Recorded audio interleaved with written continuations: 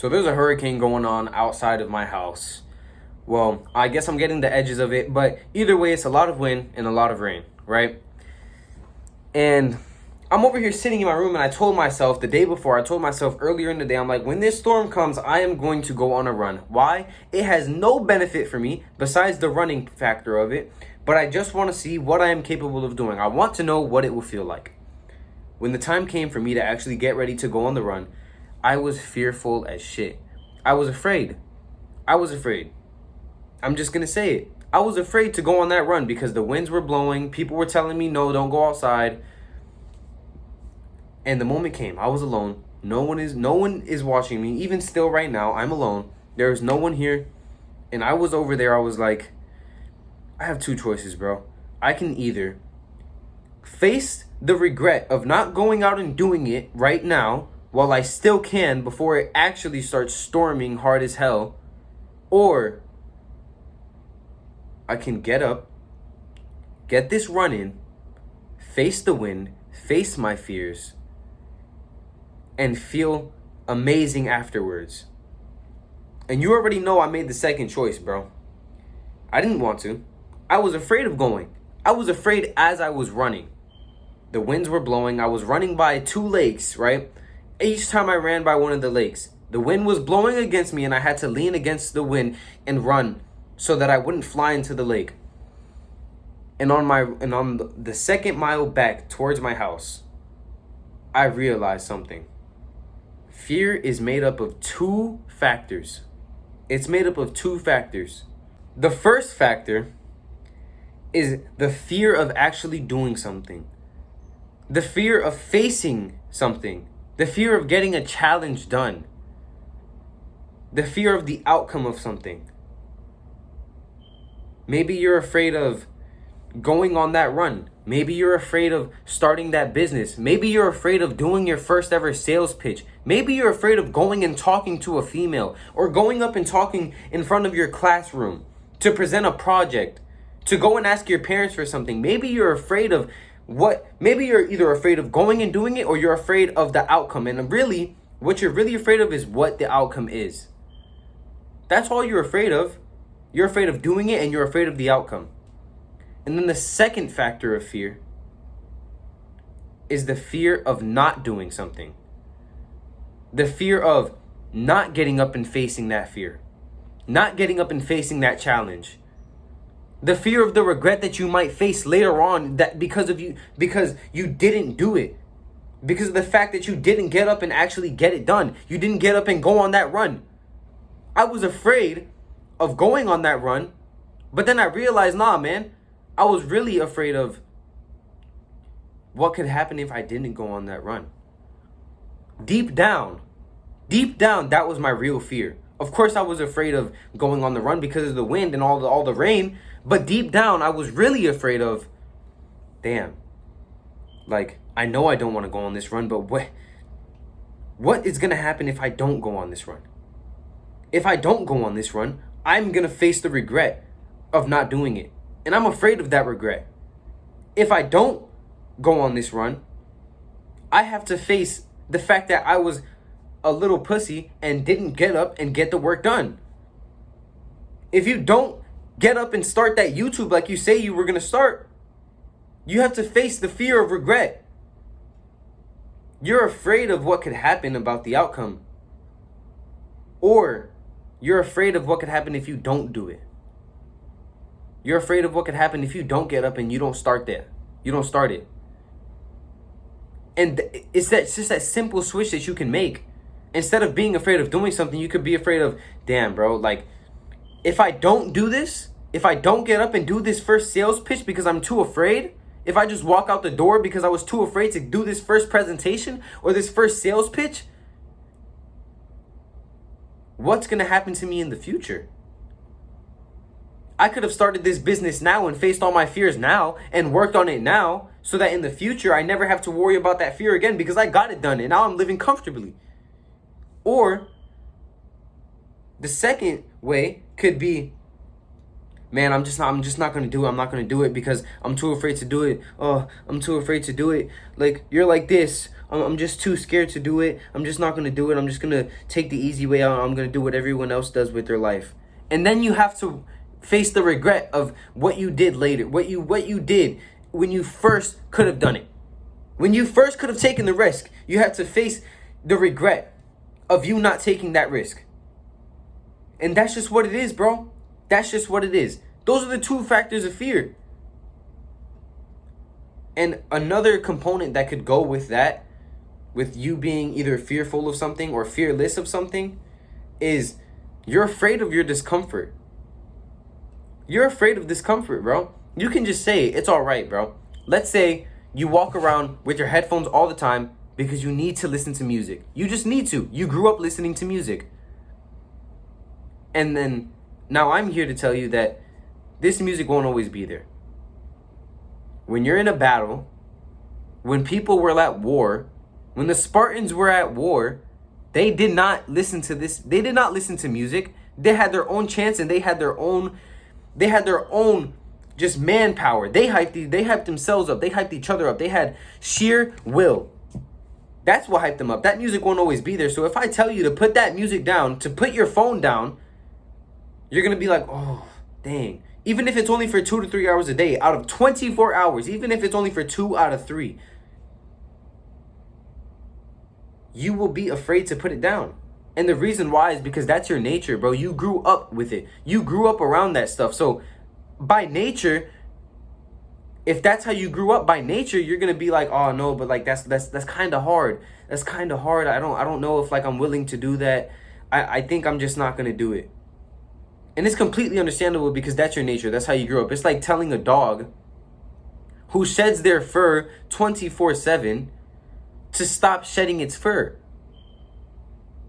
It's just not going to happen. You know what I'm saying? Over time, you have to do something to it. You have to do some anti-shedding soap or something so that it can at least decrease the amount of times that it's doing it. Of course, you're going to be on your phone a lot. You're going to be on your phone a lot, but over time, you can decrease the amount of time that you're using it throughout your day. Of course, you're going to have to use it for at least an hour a day because maybe you have to make a call, you have to make a text. But by getting out of your comfort zone, you're decreasing the amount of times that you're doing something, bro. And a lot of people are afraid of the discomfort of doing something. They're afraid of they're not actually afraid of doing it. They're afraid of the discomfort that they'll feel by actually starting it.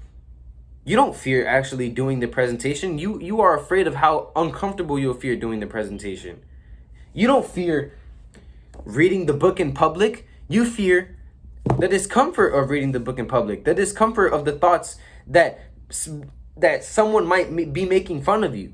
You don't fear starting the business. You fear the uncomfortability of the hard work of starting the business. You don't fear hard work. You fear the discomfort of the hard work. The discomfort of staying up late to work on your business or staying up late to hit your second workout in the day because you promised yourself you would work out 2 times a day. And then waking up at 4 a.m. the next day because you promised yourself you would do that also. You fear that discomfort. It's so uncomfortable. It's not easy. But no one ever said it was going to be easy. No one ever said it was going to be comfortable 24/7. So that's what you really fear. You fear the discomfort of actually doing something. And that's completely fine, bro. It's completely fine to fear the discomfort of doing something. But at some point, you're going to have to face that discomfortability. And you're going to have to get up and you're going to have to be a man, bro. You're going to have to get up and be a big woman, a big girl. You know what I'm saying? If you want good health, you're going to have to face the discomfort of drinking maybe kombucha. I hate the way this tastes. And it has been sitting here for 2 days. So I'm going to finish it today. Even though I don't want to. But I know that it's healthy for me and I know that it's good for me, bro. And you know what I'm saying? That's just the sacrifices that you might have to make. Maybe that's a little bit unrealistic, but you understand what I'm saying. What I'm trying to get across to you is that, yes, you're afraid of the discomfort of doing something, but you can't sit in your comfortability all the time. In fact, you should be uncomfortable with being comfortable. You should be uncomfortable with sitting in that comfortability. You shouldn't want to be comfortable 24/7. You have to get up and do uncomfortable things every once in a while in your life. You have to get up and start a workout, bro. You can't just sit around and be lazy 24/7. That's not how we were made. That's not how we were created. So get up and get it done, bro. Get up and get it done. You can be that man that you want to become. You can be that businessman that you want to become. You can be that hardworking person that you want to be, as long as you actually put the work in to do it. You actually face your fears. You actually face that discomfort that you're feeling. And brother, I'm telling you, you will feel on top of the world. You will feel like the man that you've always wanted to become. That is who you will be. You'll be the man with a stack of cash in his wallet at all times. You'll be the man with the body that he wanted to have all his life. You'll be the man. You will be the man, bro. You'll be the man who brought his family out of poverty. You'll be the man who retired his parents. You'll be the man that everyone looks up to. You'll have messages and DMs in your phone 24/7 because people are asking you how you did it. That's the type of guy that you'll be. And if that's not what you want, maybe you want to have mental clarity. Maybe you want to be the most wise person ever. Maybe you want to be as wise as possible. Okay, maybe it's uncomfortable to meditate. Maybe it's uncomfortable to read books so you can have wisdom. Because maybe you didn't meditate at all throughout your life. Maybe you didn't read at all throughout your life. But now you're facing the discomfort of reading, you're facing the discomfort of meditating, and eventually over time, you're going to get better at doing it, and that's going to be something that you're comfortable with doing. And it's going to be uncomfortable going back into doing something that you were once comfortable doing. Brother, I'm telling you, I used to be so uncomfortable with working out. Now, I hate not working out. If I'm sick, of course it's hard to work out. Of course it's uncomfortable when you first start your workout. That's always going to be that way.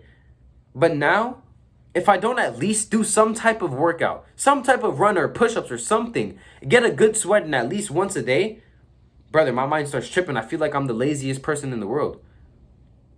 And that's just what it is now, bro. And I'm completely fine with that because that's the man that I've become. That's the man that I've always wanted to become. But yeah, bro. Those are the two factors of discomfort, or those are the two factors of fear.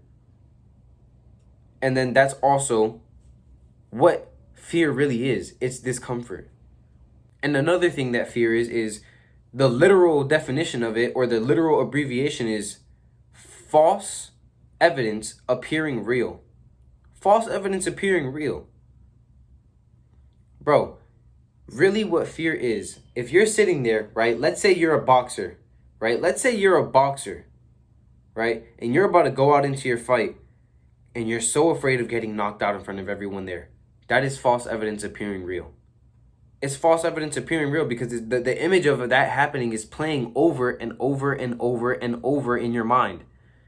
That's what it is. False evidence appearing real. Brother, you're just afraid of an outcome of something. But the outcome isn't even real because it hasn't even happened. It's just false evidence that appears to be real. It's false evidence that you might be afraid of happening. It's appearing to be real because you're so afraid of it happening. You're so uncomfortable with that outcome that it appears so real. Therefore, you're sitting there and you're in fear. You have that gut feeling. I know you know what I'm talking about because I feel it all the time and you have felt it all the time. But it's not even real, bro. It's not even real. Like, I don't know how to explain that any better. False evidence appearing real. It appears real. It's not real.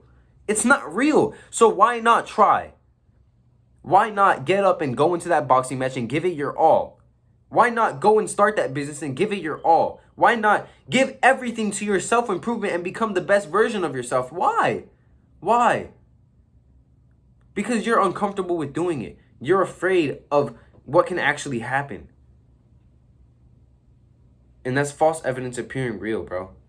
You're afraid of the what ifs.